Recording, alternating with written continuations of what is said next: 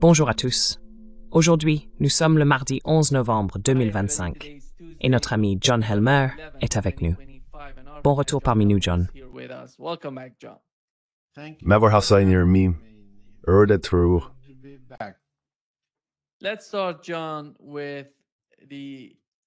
Commençons, John, par la visite d'Al-Jolani, vous savez, le responsable syrien qui se rend à Washington.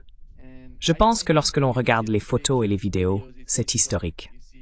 On voit le chef d'Al-Qaïda aller à Washington, parler avec Donald Trump, et voici la photo montrant Trump en train de parler et de rire.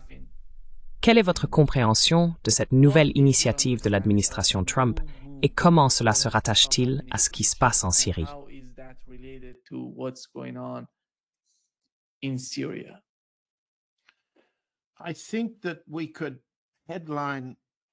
Je pense que nous pourrions introduire ce que nous allons dire à propos de la Syrie et le relier aux autres zones de conflit, l'Iran, le Venezuela, l'Ukraine, l'Inde et le Pakistan. Et peut-être que nous aurons un peu de temps à la fin pour en aborder quelques autres. Nous sommes dans une phase d'opération clandestine. Laissez-moi expliquer très rapidement, puis nous passerons directement à la question syrienne. En ce moment, l'orientation de Trump consistant à utiliser une force massive, la stratégie d'anéantissement, pour changer le régime en Iran a échoué et est, disons, en suspens. Pour une excellente raison. L'Iran dispose désormais d'une défense aérienne dissuasive en coordination avec les Russes. Au Venezuela, la semaine dernière, nous avons entendu des responsables de l'administration, Rubio, Hegseth et d'autres, témoigner à huis clos. Certes, c'était à huis clos, mais une fuite a révélé qu'à l'heure actuelle, l'administration ne croit pas disposer d'une justification légale pour attaquer des cibles terrestres au Venezuela.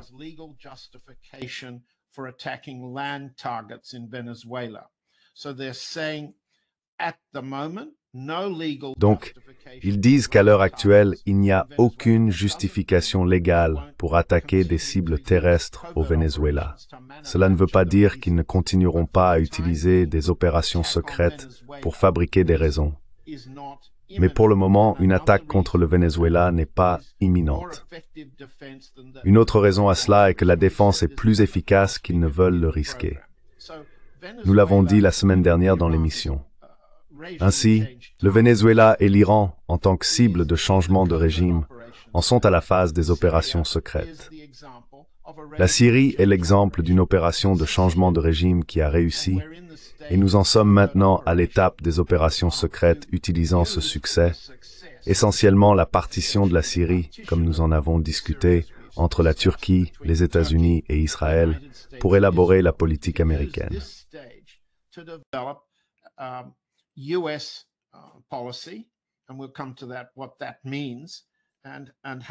Et nous en viendrons à ce que cela signifie, ainsi qu'à la manière dont cette rencontre avec le président intérimaire de la Syrie, Ahmad al-Shara al-Jalani, les deux noms, a été gérée. Nous voulons examiner la façon particulière dont les Américains l'ont traité à la Maison-Blanche et à Washington, afin de comprendre ce qu'ils pensent faire, puis comparer cela à la manière dont les Russes l'ont reçu lorsqu'il s'est rendu au Kremlin. Le degré d'ouverture du côté russe contraste très nettement avec la manière singulière dont al-Jalani a été traité à Washington. Gardez simplement à l'esprit qu'il ne s'agit pas de la première rencontre entre Trump et le dirigeant syrien.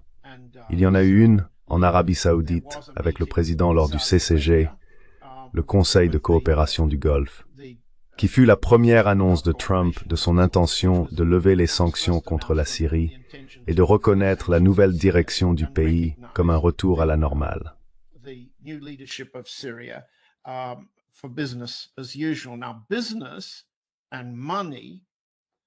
Aujourd'hui, les affaires et l'argent comptent parmi les principaux objectifs des États-Unis.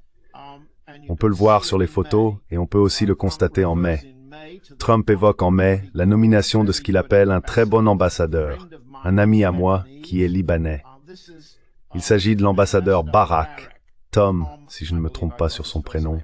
Barak, d'origine libanaise, promoteur immobilier, ayant fait affaire avec Trump pendant de nombreuses années. Barak est officiellement ambassadeur en Turquie et envoyé spécial pour la Syrie. Il a assisté à la réunion dans le bureau ovale que vous venez de montrer, assis au premier rang. Gagner de l'argent en Syrie est un objectif majeur. Making money in Syria is a major objective. It's a major objective of a private commercial kind. C'est un objectif majeur d'ordre commercial privé, du type Barack, du type Trump. Et c'est aussi un objectif majeur des États-Unis, du FMI et de l'Arabie saoudite. Avant qu'Al-Jalani ne se présente à la Maison-Blanche, il avait rencontré la direction du FMI. La direction du FMI a publié plusieurs déclarations engageant la Syrie en échange de la reprise d'un programme du FMI dirigé par les États-Unis, à la privatisation et à la commercialisation de ses ressources, et ainsi de suite. Le niveau de la dette extérieure que la Syrie supporte est difficile à évaluer, car la majeure partie est due à la Russie et à l'Iran, et il n'existe pas de chiffres à ce sujet.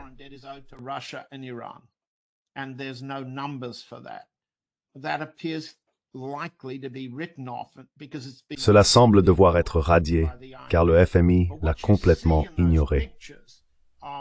Mais ce que l'on voit sur ces photos est une illustration très particulière, comment dire, d'une manière de traiter la Syrie tout à fait différente de tout ce que j'ai pu voir auparavant. Une réunion figurait à l'agenda de la Maison-Blanche à 11 heures, mais aucune réunion n'était prévue dans la salle du cabinet pour la suite. Dans la salle du cabinet, il n'y avait pas de carton nominatif sur la table. C'est inhabituel, car presque toutes les réunions avec des dignitaires ou des dirigeants étrangers dans cette salle comportent des cartons nominatifs afin que chaque partie sache à qui elle s'adresse, en particulier le président.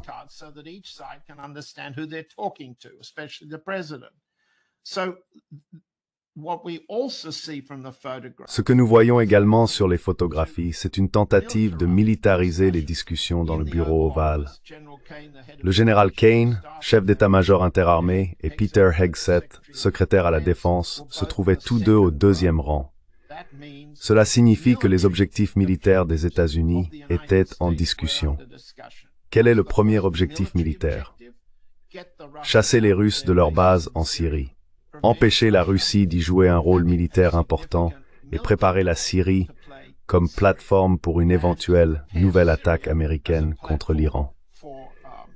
Il y a donc tous ces éléments, l'argent et l'énergie, les objectifs militaires, qui ont été gardés secrets. Secrets.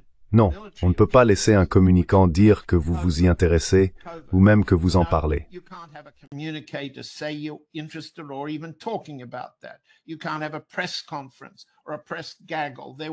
ne pouvez pas organiser de conférences de presse ni même de points de presse. Trump n'aurait rien à dire. Sur la photo que vous avez montrée, on le voit lire un texte posé sur son bureau. Cela signifie que tout a été soigneusement orchestré pour donner une impression de cordialité. Et c'était le cas. Du côté militaire, ils ne veulent pas en parler.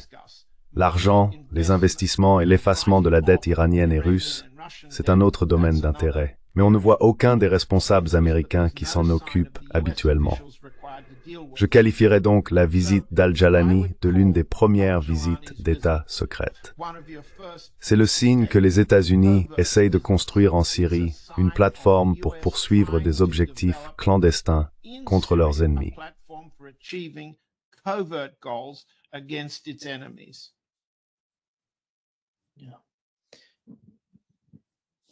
John,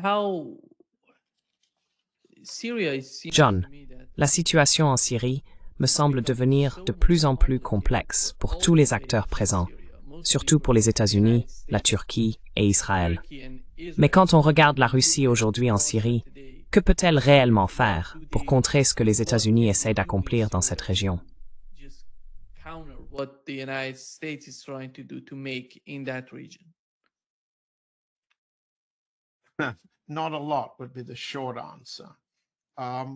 Pas grand-chose, pour faire court. Les 2 ou 3 objectifs fondamentaux de la Russie sont clairs dans presque toutes les déclarations faites depuis février, lorsque le président Poutine a eu son premier entretien téléphonique avec Al-Jalani. Le camp russe veut conserver sa base navale à Tartus et sa base aérienne à Khmeimim. Il ne le dit pas explicitement, mais il souhaiterait récupérer une partie de la dette. Estimée entre 30 et 50 milliards de dollars, dont le remboursement aurait été en partie prévu sous forme de ressources, concessions pour le développement russo-syrien du pétrole, des phosphates, des engrais et d'autres ressources, et préserver une base diplomatique russe, disons, qui inciterait la direction syrienne, Al-Jalani aujourd'hui, qui sait demain, à maintenir la position de la Russie et à empêcher la Turquie de progresser plus au sud.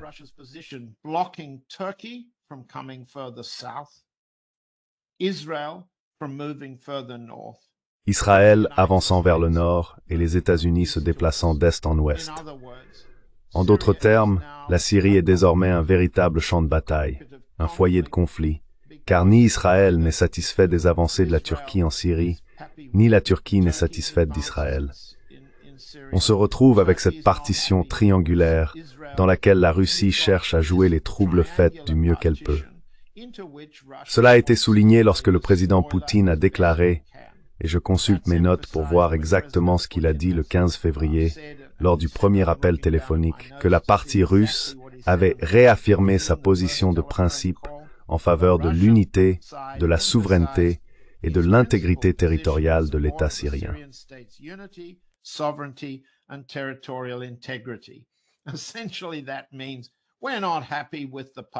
Essentiellement, cela signifie que nous ne sommes pas satisfaits du partage et que nous ferons de notre mieux pour soutenir tout mouvement en Syrie qui neutraliserait Israël, la Turquie et les États-Unis.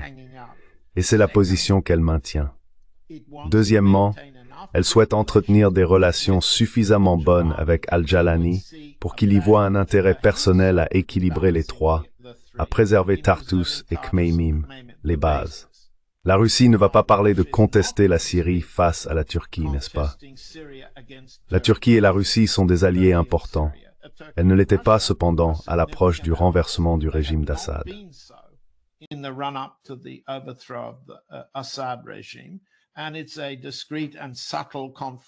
Et c'est un conflit discret et subtil qui s'y déroule. Il y a un autre enjeu, et c'est l'une des préoccupations fondamentales de la Russie.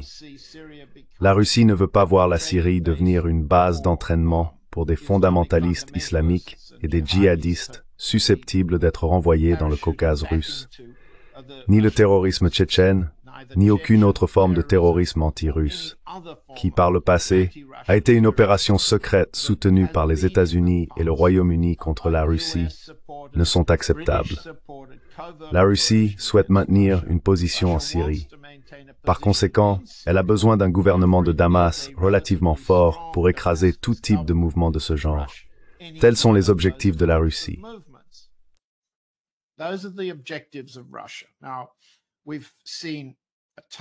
Nous avons vu un appel téléphonique en février, puis un autre message du Kremlin en mars. À la fin du mois de juillet, le ministre des Affaires étrangères Lavrov s'est rendu à Damas et a rencontré son homologue Al-Shaibani, le ministre des Affaires étrangères. Il apparaissait sur cette photo prise dans le bureau ovale que vous avez vu et a déclaré explicitement qu'il se préparait dès juillet à une visite d'Al-Jilani au Kremlin. Lavrov a indiqué en juillet que la Russie s'attendait à ce que le président intérimaire de la République arabe syrienne, Ahmed al-Shara, participe au premier sommet Russie-Ligue des États arabes prévu pour le 15 octobre. Or, comme nous le savons tous et comme nous en avons parlé, ce sommet n'a pas eu lieu.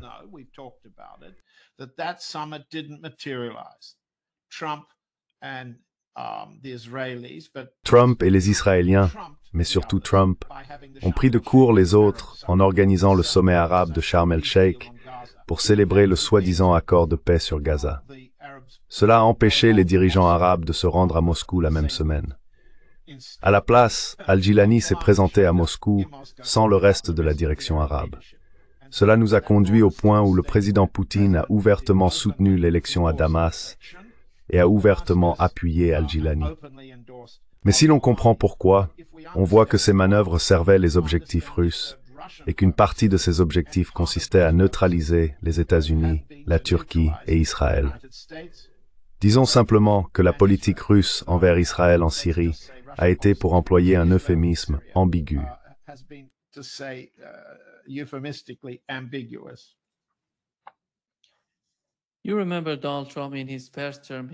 Tu te souviens, pendant le premier mandat de Donald Trump, il voulait se retirer de Syrie. Et même Trump, dans cette nouvelle administration, en parlait de se retirer de Syrie, disant qu'il n'y avait aucune raison d'y rester. Et maintenant, il parle littéralement d'envoyer des troupes en Syrie, des troupes près des voies aériennes proches de Damas. En quoi cela est-il lié au conflit? Ou peut-être au fait que le Moyen-Orient semble sur le point de connaître de nouvelles guerres. C'est pour cela, disent-ils, que les États-Unis doivent être en Syrie pour soutenir Israël.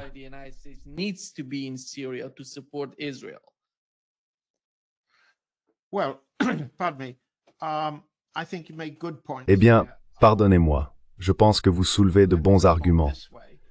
Permettez-moi de répondre ainsi. Trump représente une sorte de ligne extérieure et agressive, la ligne d'anéantissement, la ligne de liquidation. Et il incarne aussi la ligne du plus d'argent. Disons simplement que ce sont les deux objectifs qu'il répète le plus souvent sous forme de refrains, de slogans, de devises, partout où il va. Ainsi, en dessous de son niveau de compréhension et de contrôle, il existe des opérations secrètes complexes, comme nous l'avons dit au début, essentiellement menées par des agents de la CIA, dirigés par le directeur Ratcliffe, et qui ne sont affectés en rien par ce que Tulsi Gabbard peut dire ou faire en tant que DCI. Et c'est à ce niveau que les opérations se poursuivent et se développent sans que Trump ne les surveille, ni n'en ait connaissance avant qu'elles ne soient terminées, ou du moins bien avancées.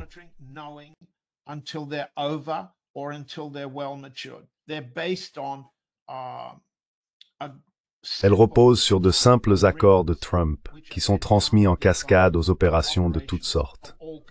Je ne crois donc pas que l'idée de Trump de retirer les troupes américaines de Syrie soit en accord avec les objectifs des opérations clandestines que nous venons de décrire. De même, il ne va pas envoyer de troupes américaines en Syrie et les exposer à un danger physique. Pas plus qu'il n'est prêt à le faire sur le champ de bataille ukrainien ou entre l'Azerbaïdjan et l'Arménie. Il trouvera des moyens d'attirer des investissements commerciaux américains et d'y associer, oui, éventuellement des mercenaires, des mécanismes de protection militaire ou commerciaux, avec un soutien en mer Méditerranée ou ailleurs. Trump ou les États-Unis utilisent-ils leur position en Syrie pour protéger Israël?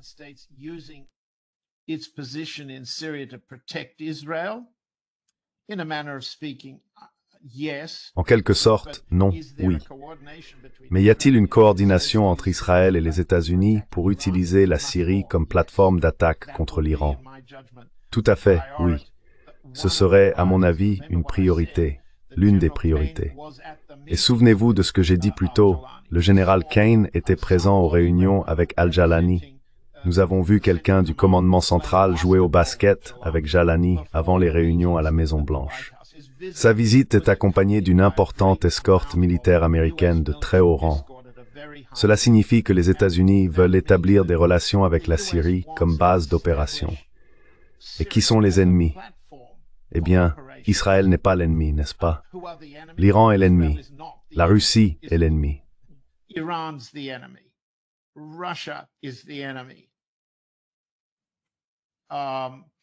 L'Irak, non pas un ennemi. Mais il est essentiel, du point de vue du commandement central, du point de vue du général Kane et de l'état-major interarmé, de s'assurer que la Syrie ne menace pas ses objectifs militaires fondamentaux des États-Unis. Or, fait curieux, ce n'est pas très différent de la manière dont les États-Unis percevaient la Syrie dans les années 1940. Lorsque l'ennemi était l'Union soviétique et que l'intérêt principal portait sur le pétrole, les oléoducs reliant l'Arabie saoudite à la Méditerranée. J'ai documenté cela, raconté cette histoire dans le livre The Jekyll's Wedding, publié il y a quelques années. J'espère donc que cela répond à la question. La préoccupation de Trump se situe à son niveau. Faire de la Syrie une plateforme contre nos ennemis, principalement l'Iran. Faire en sorte que la Syrie rapporte des bénéfices. Et pour cela, l'ambassadeur Barracks est en première ligne. Ambassador Barracks on the front line.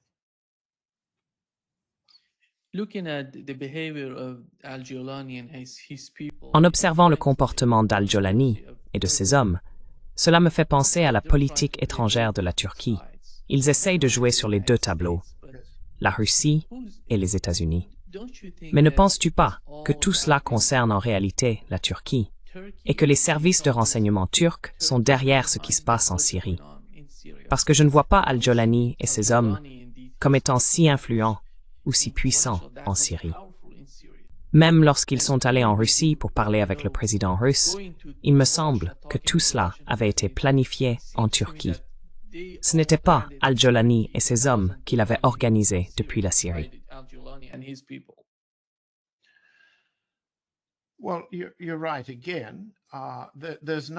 Eh bien, vous avez encore raison. Il ne fait aucun doute qu'Al-Jolani a été financé en partie par le Qatar, mais organisé, planifié, dirigé et contrôlé par la Turquie. Et sans les armes turques, sans la direction turque, sans la protection turque, l'avancée d'Al-Jolani depuis Idlib vers le sud n'aurait pas pu avoir lieu. C'était donc une opération turque. La Russie l'a compris dès le début et l'avait anticipé. La décision du côté russe de ne pas contester l'opération turque, l'aide, la planification et l'encouragement de l'avancée d'Al-Jolani vers Damas a fait l'objet d'un processus de décision sérieusement débattu et contesté en Russie entre octobre et décembre de l'année dernière.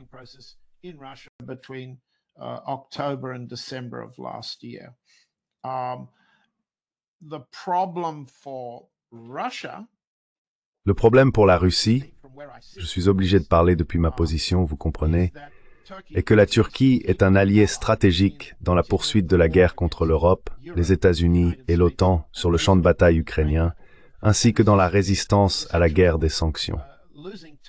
Perdre la Turquie comme allié dans ce contexte représenterait un risque bien plus grand pour Moscou, pour le Kremlin, que la perte de la Syrie. Ainsi, l'approche russe doit être extrêmement prudente, disons une approche d'équilibre, une approche de perturbateur.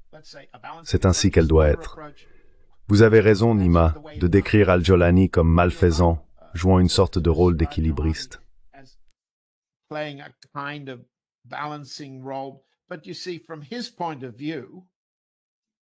Mais voyez-vous, de son point de vue, je peux comprendre sa tentative de rassembler autant d'alliés que possible pour son, disons, identité arabo-syrienne, car cela lui donne une certaine influence face aux hommes qu'il contrôle, les Turcs qui le contrôlent. Et plus il peut montrer qu'il bénéficie du soutien de Poutine d'un côté et de Trump de l'autre, plus il peut démontrer une présence militaire russe en Syrie et une présence militaire américaine, y compris en jouant au basket avec eux. Plus il peut présenter au président Erdogan à Ankara l'idée que celui qui fut autrefois leur client est désormais adulte et potentiellement indépendant. Et si vous étiez à sa place, ne feriez-vous pas la même chose?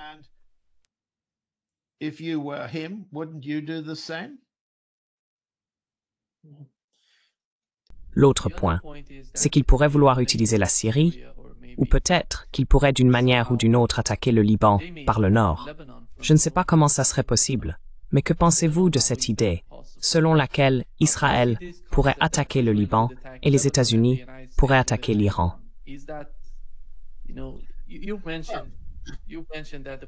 Vous avez mentionné que la possibilité d'une guerre avec l'Iran n'est pas très élevée en ce moment, mais qu'en est-il d'Israël attaquant le Liban et des États-Unis attaquant l'Iran? Est-ce complètement exclu?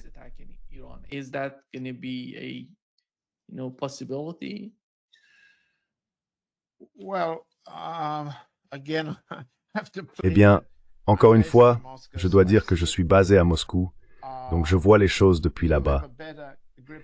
Vous avez une meilleure idée de la manière dont l'Iran perçoit ces questions. Disons simplement qu'Israël mène des attaques dans le sud du Liban, presque en permanence, de petites opérations tactiques, d'autres un peu plus importantes, avec plus ou moins de portée, et les sources libanaises que j'ai, qu'elles soient à l'étranger ou qu'elles aient des maisons là-bas, décrivent un processus constant de pression israélienne. Donc, pour la première partie de votre question, il y a des attaques israéliennes constantes contre le Liban. Pour la deuxième partie de votre question, est-il concevable que la Turquie descende vers le sud et attaque le Liban par le nord?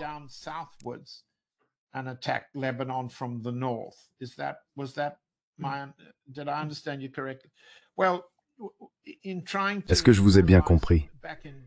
Eh bien, lorsque j'essayais d'analyser cela en décembre dernier sur mon site web, Dance with Bears, et pardonnez-moi pour le public qui souhaite comparer ce que je savais alors à ce que vous me demandez maintenant, il y avait et il y a toujours eu un intérêt turc évident à récupérer les provinces ottomanes, les territoires ottomans, le long de la côte méditerranéenne, vers le sud, à partir d'Alexandrie. Il y avait également à Moscou un débat clair sur la nécessité militaire de défendre le littoral méditerranéen syrien, de Khmeimim jusqu'à la frontière libanaise, contre une avancée turque, en considérant le mouvement de Julani comme un mouvement turc.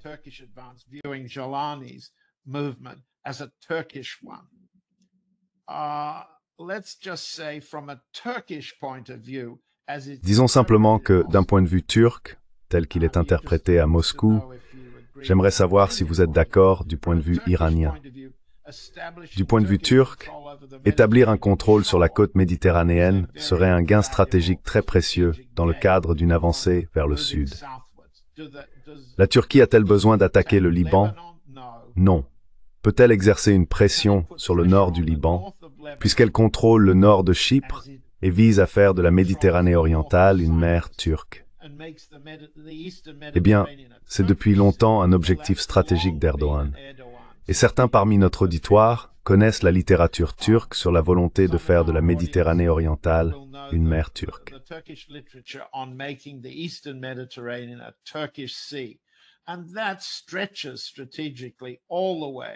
Et cela s'étend stratégiquement jusqu'à la Libye. Donc je pense que vous avez raison. Il existe une ambition turque de contrôler et de dominer la Méditerranée orientale. Israël fait évidemment obstacle. Mais je ne pense pas que cette ambition s'exprime actuellement sous la forme d'une attaque territoriale contre le Liban. Non, pas cela. Et c'est là l'avantage sur le plan tactique de régimes faibles comme celui de Julani.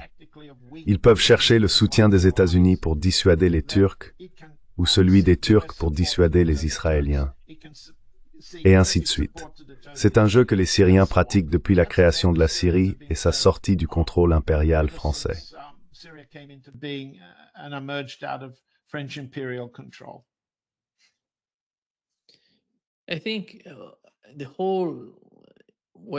Je pense que l'ensemble du conflit en Asie de l'Ouest ne peut pas être expliqué sans prendre en compte la guerre en Ukraine. Parce qu'il me semble, en regardant la situation dans son ensemble, que tout est lié à ce qui s'y passe. Et il ne semble pas que les États-Unis, à ce moment précis, envisagent de mettre fin à la guerre en Ukraine de sitôt.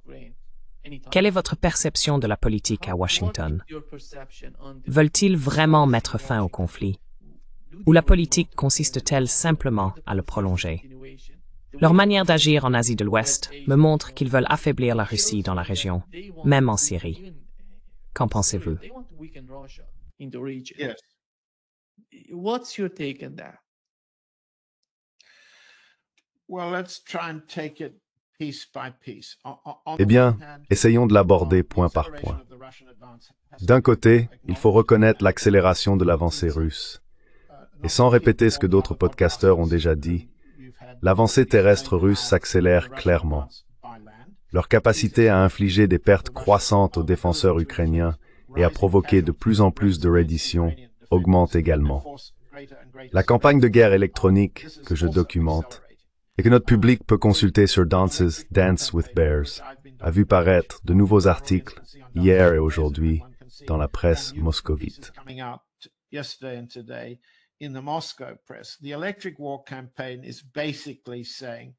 La campagne de guerre électronique consiste essentiellement à dire à l'Ukraine qu'avec l'arrivée de l'hiver, elle devra choisir entre avoir la lumière sans chauffage ou le chauffage sans lumière. Dans cette phase de la campagne de guerre électronique qui s'intensifie, la dynamique se maintient. Contrairement à octobre 2022 lorsque cela a commencé et à octobre 2023 lorsque cela a repris, le président Poutine ne limite plus désormais la portée de la guerre électronique. Mais il y a une condition politique à cela. Les régions orientales, Kharkiv, Poltava et Soumy, sont très durement touchées, car elle représente la capacité de maintenir des réserves et des stocks d'armes et de fournitures pour la ligne de front.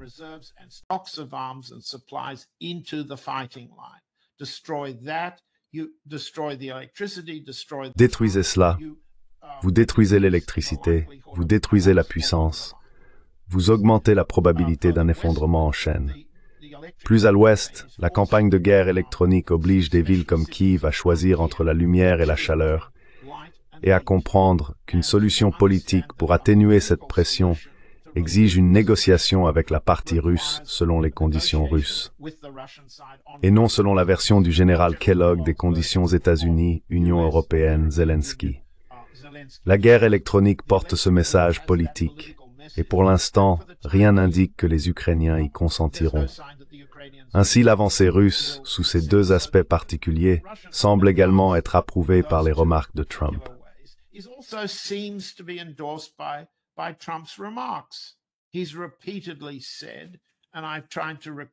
Il a répété à plusieurs reprises, et j'ai essayé de le consigner dans l'édition de Dances with Bears, que peut-être il faut les laisser se battre entre eux. Il a utilisé cette expression plusieurs fois. Peut-être qu'il faut les laisser se battre entre eux. À Moscou, cela est compris comme un encouragement à une offensive accélérée vers l'ouest, non pas pour risquer des pertes russes, mais pour intensifier la guerre électronique.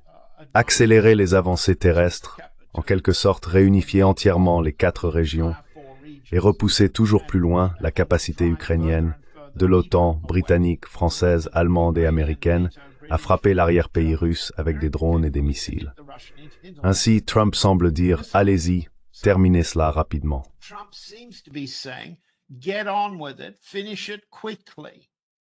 Il semble sous-entendre « J'abandonne le cessez-le-feu ». Il renonce à ce mot commençant par « C », qui était au centre de l'attention il y a 2 semaines lorsque le sommet de Budapest a été annulé, et choisit à la place un autre mot en C, capitulation. Capitulation, qu'est-ce que cela signifie? Examinons cela car il s'agit d'une opération secrète dans laquelle les États-Unis, les Britanniques et d'autres sont profondément impliqués. Zelensky conserve-t-il le pouvoir politique? Oui. Nous savons que les Britanniques semblent favoriser un successeur comme le général Zaluzhny, actuellement ambassadeur à Londres. Nous lisons à la fois dans les médias ukrainiens et dans les médias alternatifs aux États-Unis et dans les commentaires à Moscou que les États-Unis pourraient préférer Zelensky.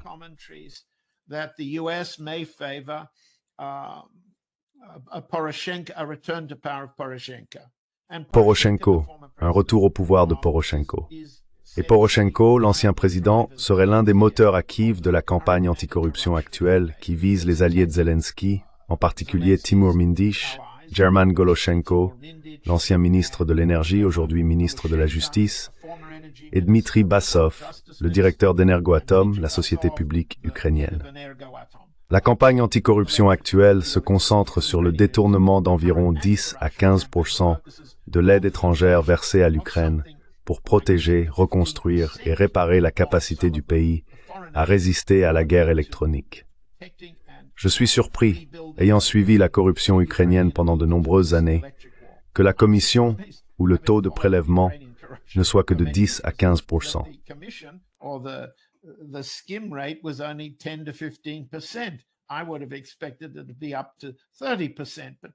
Je m'attendais à ce que ce soit jusqu'à 30%, mais 10 à 15% représentent tout de même une somme d'argent très importante. L'objectif ici est d'utiliser cette enquête sur la corruption dans les contrats de construction énergétique pour détruire Zelensky.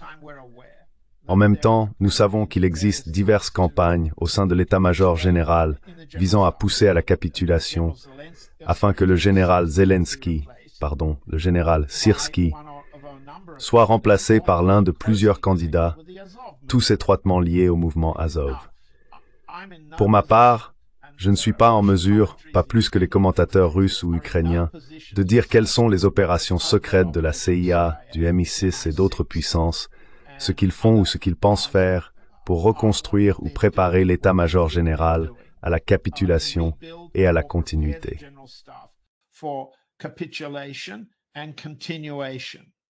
That would be one thing. Is the Azov movement. Ce serait une chose. Le mouvement Azov, la base néo-nazie en Ukraine, comprend-il déjà que la guerre est terminée, qu'elle sera perdue? Il prépare une base, une structure de commandement, une position de repli à Lviv, peut-être quelque part entre Kiev et Lviv. Ce serait leur manière de continuer à se défendre, de tirer de l'argent de l'Occident et de poursuivre la guerre contre la Russie. Ce sont des opérations secrètes destinées à potentiellement changer le régime ukrainien, d'une manière qui semble d'abord être une capitulation, mais qui représente en réalité une continuation de la guerre contre la Russie à l'avenir. Maintenant, c'est long et compliqué, car il y a des complications politiques.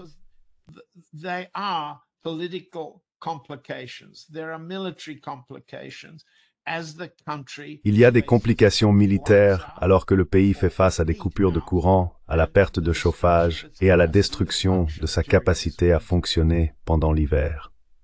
Ensuite, il y a les opérations clandestines, dont nous ne pouvons qu'imaginer les détails, mais nous ne pouvons pas savoir exactement quelle sera la politique des États-Unis. Comme nous le disons, la politique américaine que Trump décrit est très simple. Il ne peut s'exprimer qu'en slogan, qu'ils se battent entre eux. Eh bien, supposons qu'ils se battent et que la Russie gagne. Que dira-t-il alors? Et c'est là où nous en sommes aujourd'hui. Nous sommes dans une phase de transition entre l'abandon de l'idée de gagner et l'acceptation du fait que ce qui émergera des décombres sera dicté par les conditions russes et servira de base à la poursuite de la guerre à l'avenir. Cela fera beaucoup de podcasts à venir, mais pas ce soir.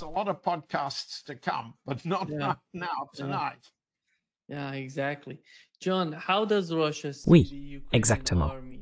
John, comment la Russie perçoit-elle l'armée ukrainienne après un éventuel règlement en Ukraine? Une armée sans armes lourdes. Tu sais, je parle de chars, de missiles longue portée, de missiles courte portée, capables d'atteindre le territoire russe, et d'avions de chasse. À quoi cela va-t-il ressembler? Comment comment veulent-ils le camp ukrainien?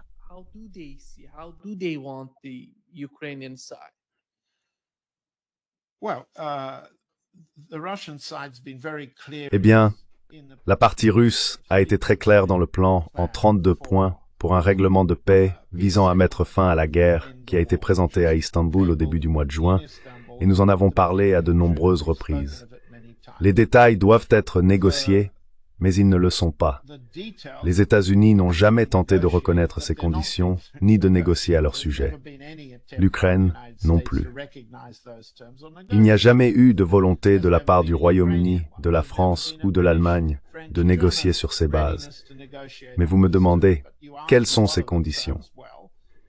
Eh bien, une zone démilitarisée suffisamment profonde pour protéger la Russie d'une reprise des attaques de drones ou de missiles à longue portée, que ce soit sur la Novorossia, les 4 régions et la Crimée, ou plus à l'intérieur du territoire russe, comme c'est le cas actuellement.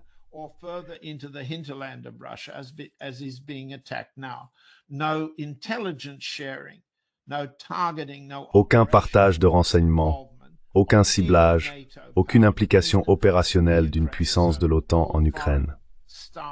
Ainsi, tout le personnel étranger, les agents de renseignement, les planificateurs militaires, tout cela doit être retiré.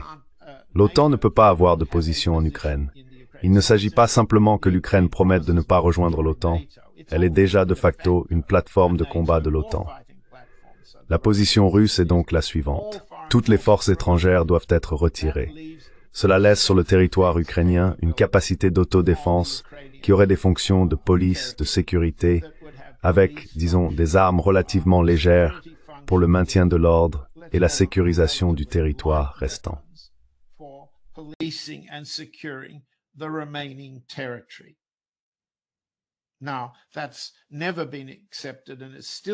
Cela n'a jamais été accepté, et cela ne l'est toujours pas, ni par les États-Unis, ni par l'Europe, ni par l'OTAN. Mais ce serait un reste se défendant contre lui-même, essentiellement une fonction de police. Entre cette entité sous contrôle, il y aurait une zone démilitarisée à partir de laquelle aucune arme lourde ni capacité de drone ne pourrait être lancée contre la Russie. Puis on arriverait à la ligne occidentale marquant les 4 régions, les nouvelles régions russes de Donetsk, Lugansk, Zaporozhye et Kherson, ainsi que la Crimée. Voilà. Est-ce que ça répond à votre question? That's it. Did that answer your question? Yeah. So, John, I want to get back to the policy of regime change. John, je veux revenir sur la politique de changement de régime. Nous avons eu une attaque terroriste à Delhi, en Inde. Comment intégrez-vous cela dans la vision d'ensemble de ce qui se passe avec l'administration Trump et sa politique de changement de régime? Tu sais, je trouve incroyable qu'avant d'être élu, Donald Trump critiquait toute cette politique de changement de régime. Et maintenant, il fait littéralement ce qu'il critiquait auparavant. Il me semble en être devenu le principal visage. Chaque fois que nous parlons de George Soros, de ce genre de mouvement, de l'USAID, il critiquait tout cela à cause de la politique de changement de régime. Mais maintenant, il la met en œuvre par la force, par tous les moyens dont il dispose. Quel est ton point de vue sur ce qui se passe en Inde? Et pourquoi l'Inde est-elle importante? Pourquoi est-ce important pour la vision d'ensemble?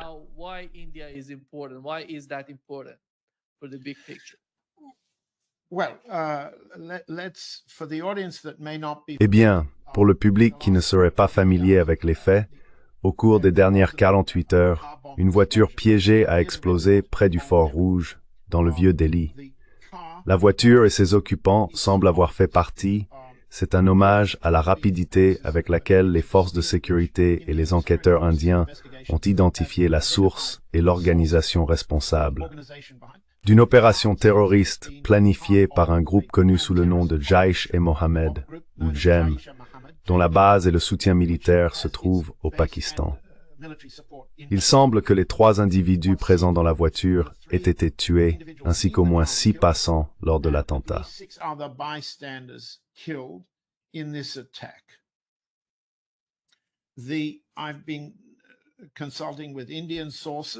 J'ai consulté des sources indiennes, dont certaines avertissent que, bien que l'enquête soit en cours et identifie clairement l'organisation Jaish-e-Mohammed, comme impliquée, de nombreuses questions demeurent sans réponse.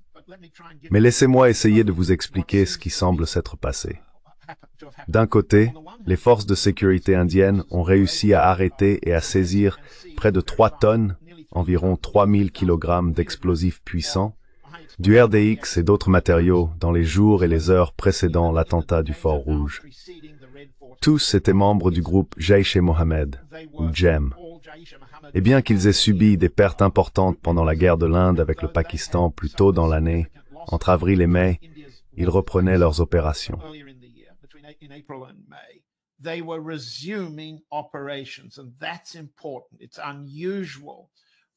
Et c'est important.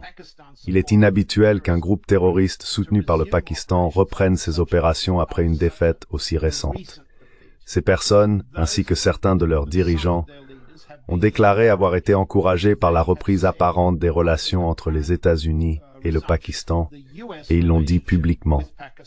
Cela soulève une question très importante. Cette opération du JEM a-t-elle échoué à ce moment-là? Et j'y reviendrai pour expliquer comment ça semble s'être produit. Mais poursuivait-elle un objectif opérationnel et stratégique sous-jacent? Et c'est là toute la question. A-t-elle été encouragée par le Pakistan dans la conviction qu'il bénéficiait du soutien des États-Unis pour ce type d'opération visant à affaiblir le gouvernement Modi en Inde? Maintenant, quelques points.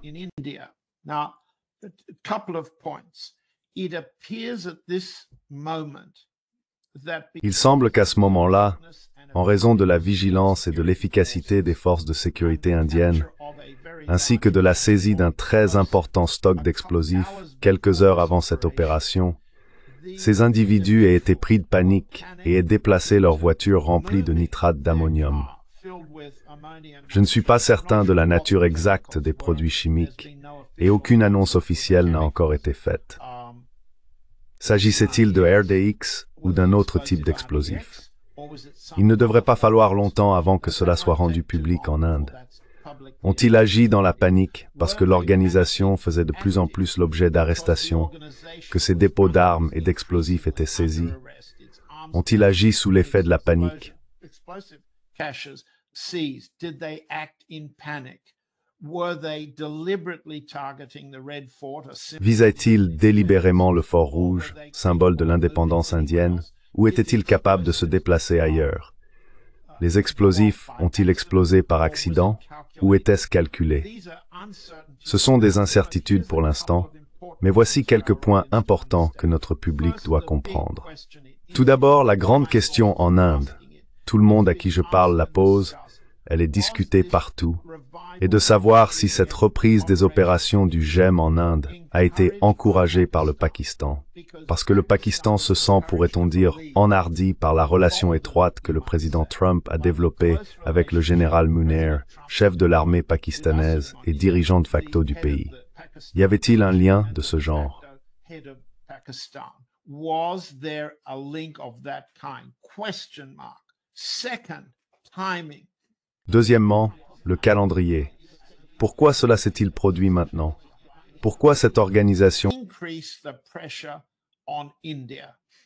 Is India considered by L'Inde est-elle considérée par certains éléments de l'administration Trump, les opérateurs clandestins, les commandements militaires, comme un allié potentiel ou comme un pays susceptible d'agir contre les intérêts des États-Unis, étant donné que la Chine est perçue comme une cible? Nous avons vu le président Trump entretenir des relations extrêmement amicales avec le Premier ministre Modi. Mes sources affirment que du point de vue indien, on pense que le président Trump est jaloux du Premier ministre Modi, que ce dernier a la capacité de résister aux États-Unis. Cette résistance, sur les plans commercial et militaire, se manifeste par la Russie, l'Iran, le Venezuela, la Chine et l'Inde. China and India. These are the major forms of resistance. Ce sont là les principales formes de résistance à, appelons-la ainsi, la doctrine Trump de l'anéantissement et aux opérations secrètes des États-Unis visant le changement de régime. Nous avons mentionné l'anéantissement, nous avons insisté sur le changement de régime. Cette attaque est-elle efficace? Peut-être s'agissait-il d'un accident, d'une détonation accidentelle, mais faisant partie d'une préparation destinée à nuire aux relations de l'Inde avec la Russie à la veille ou pendant la visite du président Poutine. Ce sont des questions puissantes. Elles soulèvent des points importants, des points d'interrogation sur ce que vous avez évoqué. Pourquoi les États-Unis poursuivent-ils leur stratégie agressive de changement de régime et dans quelle mesure celle-ci est-elle approuvée par le président Trump? Yeah. John, just to wrap up this session. John, juste pour conclure cette session, aujourd'hui, comme tu l'as mentionné, le 11 novembre, marque le 50e anniversaire du changement de régime et du coup d'État qui ont remplacé le gouvernement élu en Australie. Oui, on appelle cela la destitution. Mais cela s'est produit pendant la présidence Carter, si je ne me trompe pas.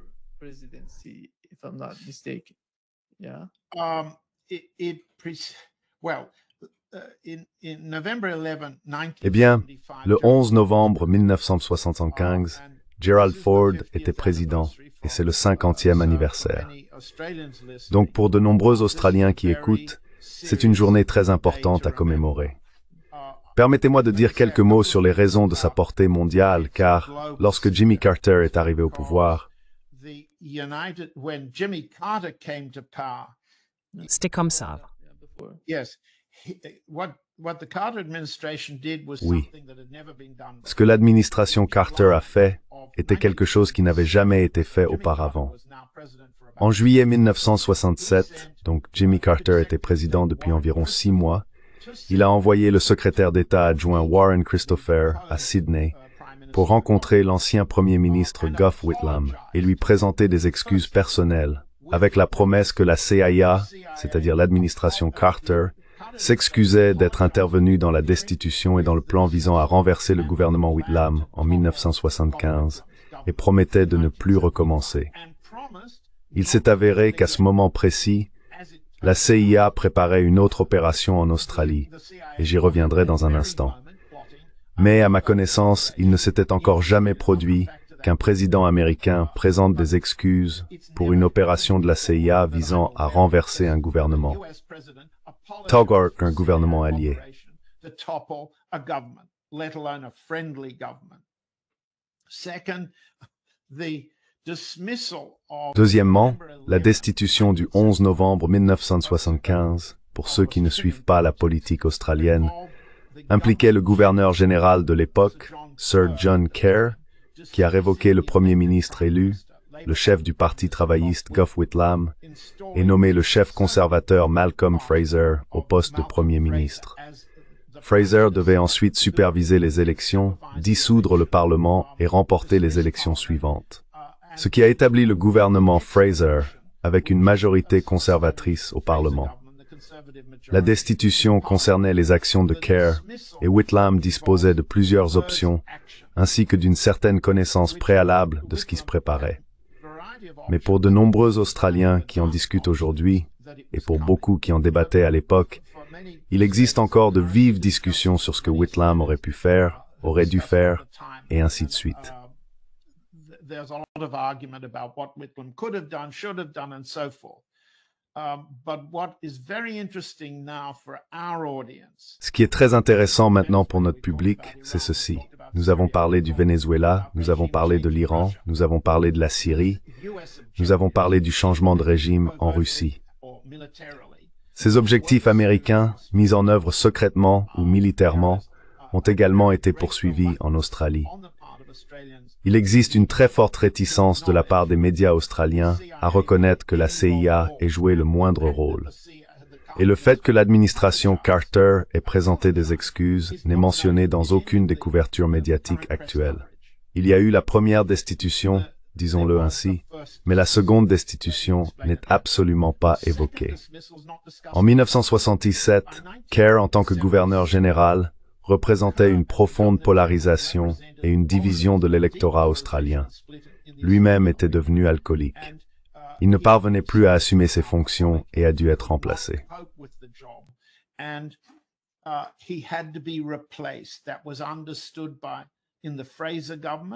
C'était compris dans le gouvernement Fraser. C'était compris dans le gouvernement américain et dans le gouvernement britannique. Chacun d'eux exerçait une influence à Canberra. Ce que je sais, c'est que la seconde destitution était un plan visant à écarter Kerr et à le remplacer par un nouveau gouverneur général. Je le sais parce que le nouveau gouverneur général, Zelman Cowen, était le frère de ma mère, mon oncle. Et je parle ou j'écris très rarement à propos de cet homme. Nous n'étions pas en bons termes. Il est mort maintenant. L'exigence de ma mère selon laquelle je ne devais jamais révéler ce que je savais sur Zelman Cowen a pris fin à sa mort en 2017. Zelman Cowen avait été choisi par le gouvernement des États-Unis et la CIA pour devenir gouverneur général. Comment le sais-je? Parce que Malcolm Fraser me l'a dit lorsque nous nous sommes rencontrés après sa retraite.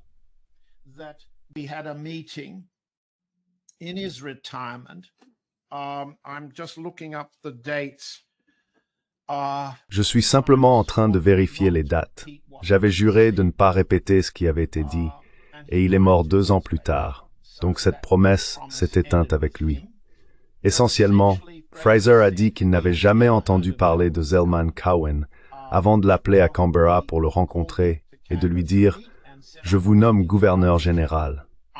Je lui ai demandé si vous ne l'aviez jamais rencontré ni entendu parler de lui.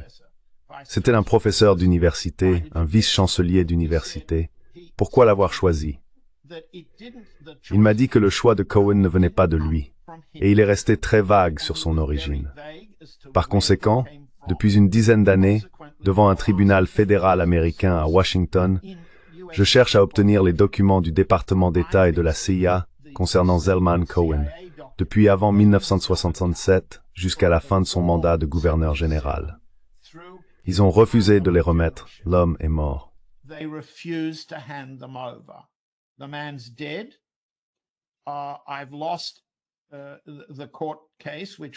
J'ai perdu le procès qui a été porté devant la Cour d'appel du district de Columbia.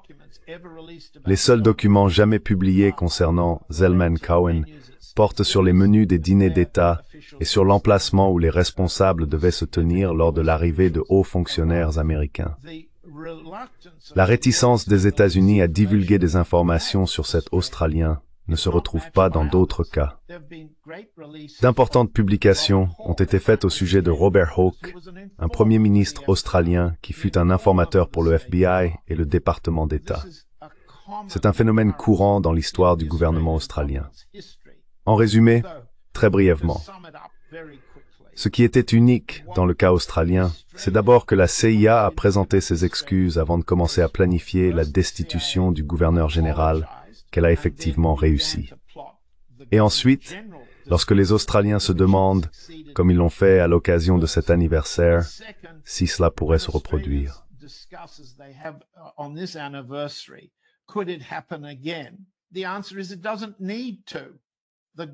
La réponse est qu'il n'en a pas besoin. Le grand succès de l'intervention des États-Unis dans la politique australienne a été de rendre le Parti travailliste australien et le Parti conservateur ou libéral national tellement subordonnés aux États-Unis, tellement dignes de confiance et contrôlables du point de vue américain, qu'il n'est plus nécessaire de renvoyer qui que ce soit. C'est un niveau de réussite dans la pénétration d'un gouvernement que certains de nos auditeurs pourraient reconnaître en Europe, certainement en Grèce. Certains de nos auditeurs pourraient le reconnaître dans les Amériques. Et qu'avons-nous face à cela? Qu'avons-nous comme résistance? Eh bien, nous avons l'Iran, nous avons la Russie, nous avons l'Inde, nous avons la Chine, nous avons la République populaire démocratique de Corée, nous avons le Venezuela. Ce sont les pays résistants qui ne sont pas des succès d'opérations secrètes comme celui-là, ce fut le cas en Australie.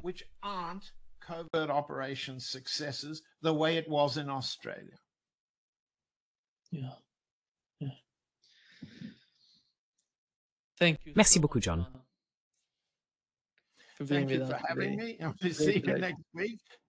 Merci de m'avoir invité et nous nous retrouverons la semaine prochaine. Nous verrons quels secrets passionnants se dévoileront dans les pays dont nous venons de parler. Merci.